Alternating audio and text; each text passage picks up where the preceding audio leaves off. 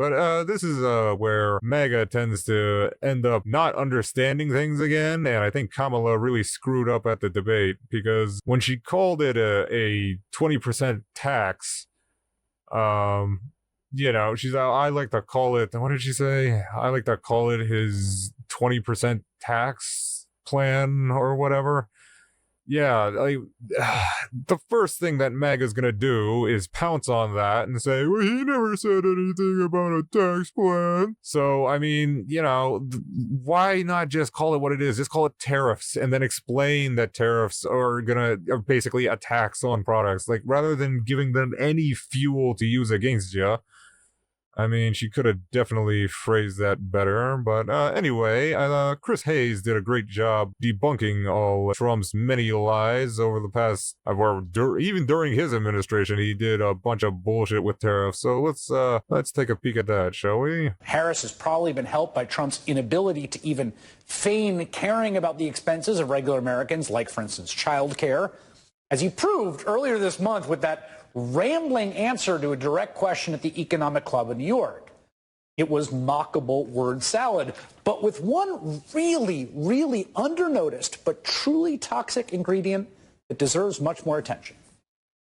If you win in November, can you commit to prioritizing legislation to make childcare affordable? And if so, what specific piece of legislation will you advance? Look, childcare is childcare. There's something, you have to have it. In this country, you have to have it. But when you talk about the... Childcare is childcare. Have to have it. That's his policy. Good job there, Trumpy.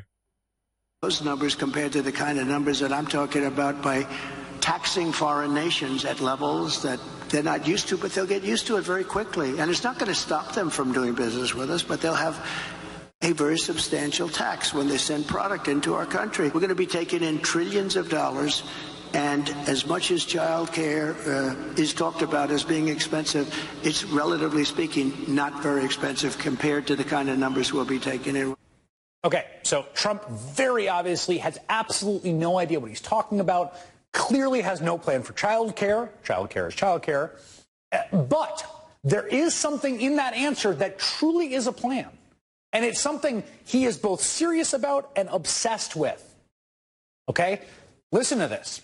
Donald Trump's central economic policy platform in this campaign is to raise taxes by trillions and trillions of dollars. He just said it. Taxes that will be paid primarily by you, by working people, in the form of a sales tax on imported goods. That is his magic bullet, his obsession, an enormous trillion-dollar sales tax on imported goods. Except that's not what he calls it, right? He calls it a tariff. And Donald Trump loves tariffs. It was a point he made repeatedly last night, including when he was asked, again, about bringing costs down for everyday Americans.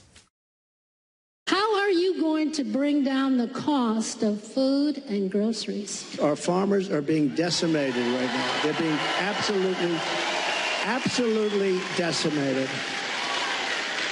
And, one of the reasons is we allow a lot of farm product into our country. And we're going to have to be a little bit like other countries. We're not going to allow so much We're going to let our farmers go to work. Yeah, so God forbid you want anything out of season when Trump gets into office, because you can kiss that goodbye. Tariffs are the greatest thing ever invented. Now, I will say it's sort of disturbing a guy who is already president, who has a degree from Wharton Business School, doesn't actually seem to understand the first thing about how tariffs work. And what he's trying to do is sell them as this free lunch that China and Mexico are going to pay for, the way Mexico is going to pay for the wall. To him, it's the perfect Ponzi scheme. You just make the other countries' exporters pay more to sell stuff in America, problem solved. That is not how it works. When a car gets imported from overseas and a tariff gets paid on it, that added cost gets passed on to you, the consumer. The Honda sedan might have cost $25,000 before the tariff. Now it's going to cost $28,000. You're going to pay it. And you can make an argument about why that might be good policy for other reasons, helping domestic car production.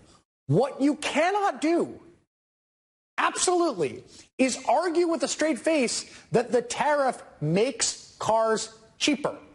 No, it does the opposite. You pay more for the car because you pay the tax. Trump says tariffs will generate trillions of dollars, and maybe they will. That's trillions of dollars more you will pay for imported goods so producers can pay the government. A tariff is a tax on you. That's not just me saying that.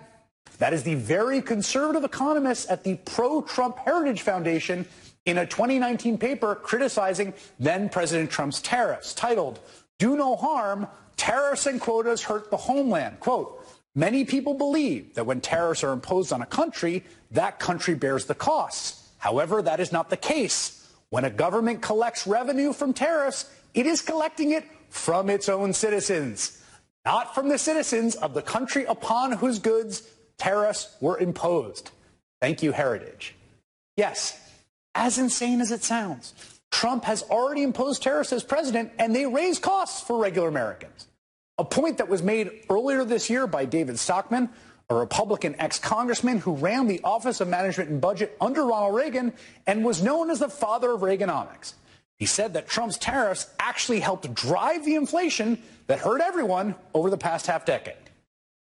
He basically decided, I'm going to levy a huge tariff on imports coming in from China. It averages, about 20% on 360 billion worth of imports. That's 75 billion or so a year of taxes on consumers. Now, to be clear, those tariffs don't just cost American consumers. They can also hurt American producers. Remember, when Trump was president, he sold tariffs on crop foods as a way to help farmers, right? We're going to protect the farmers with tariffs on imported grain. Instead, what happened? Those tariffs sparked a trade war with China, which promptly stopped buying American agricultural exports, posing a massive market, ruining many U.S. farmers, and then forcing the Trump administration to keep them afloat with enormous subsidy payments, as Haley Jackson reported for NBC News back in 2018. Before Doug Bartek farmed this land in eastern Nebraska, his dad did, and his dad before that. But these days, it's tougher to turn a profit. We need these tariffs to end sooner rather than later. Those tariffs, put in place by President Trump, triggered a trade war. The longer this goes on, it just makes it that much harder for us. Costs on our end seem to be going up all the time. Now it's farmers like Bartek, producers of soybeans, dairy, cotton, and more, getting an assist from the Trump administration as the president helps people his own policies hurt. A new temporary $12 billion program is set to launch around Labor Day, meant to offset the estimated $11 billion in losses farmers face.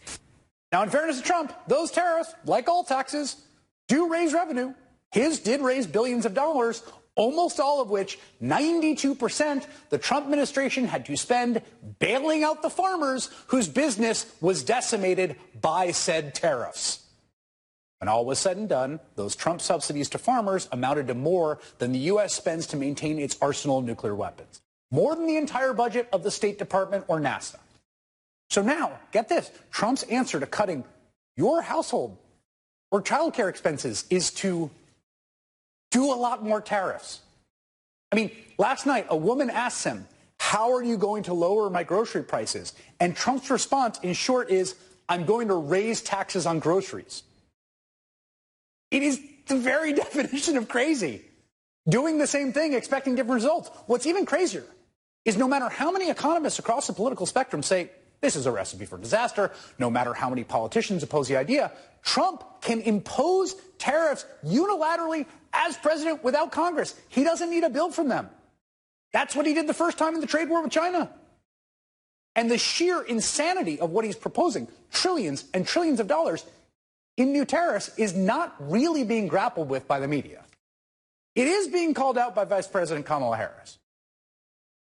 My opponent has a plan that I call the Trump's sales tax, which would be a 20% tax on everyday goods that you rely on to... See, this is where she screwed up, because it's just like, don't call it, like, if you want to call it something else, address what it actually is first, because all MAGA's gonna do is go, hey, you never said anything about sales tax. So just call it I like to call his tariffs a 20% sales tax because that's what they are. That's what she should have said. But just like now, like all Fox News is gonna do, all Hannity is gonna do, all Jesse Waters is gonna do, all Tucker Carlson is gonna do is take this out of context and just be like, oh, Trump never said anything about a 20% sales tax. She's lying. And MAGA doing zero research and not knowing a single thing about tariffs, they're not gonna know what the hell she's talking about. And those are the people that you're trying to win over. You're trying to win over. I mean, the people that are like smart enough to know what she's referring to when she's talking about a 20% tax on shit, they're probably already voting for her. You're trying to win over the people that don't know. You're trying to inform people that are uninformed, and you're not going to do that if you're not direct with what the hell you're talking about. So yeah, I mean, give it your own little nickname, but address what it actually is first. That's where she screwed up in the debate, in my opinion. Get through the month. Economists have said that Trump sales tax would actually result for middle-class families in about $4,000 more a year because of his policies and his ideas about what should be the backs of middle-class people paying for tax cuts for billionaires. President Trump, I'll give you 2 minutes. First of all, I have no sales tax. That's an incorrect statement. She knows that. See? You see? We're doing tariffs on other countries. That's it exactly. That's exactly what your average MAGA is gonna say now, is that, oh, she lied about taxes. He's just doing tariffs. He's not doing taxes. Ugh. No, that's the thing. It's the same thing. It's the same thing. The tariffs on the other country is a sales tax on you. Donald Trump, I don't think, understands his own economic plan. A plan that even Republican economists say is a sales tax on Americans. A plan that already devastated American agriculture and turned American farmers from farmers into welfare recipients the first time around. But if he's elected, no one can stop him from making the same mistakes all over again.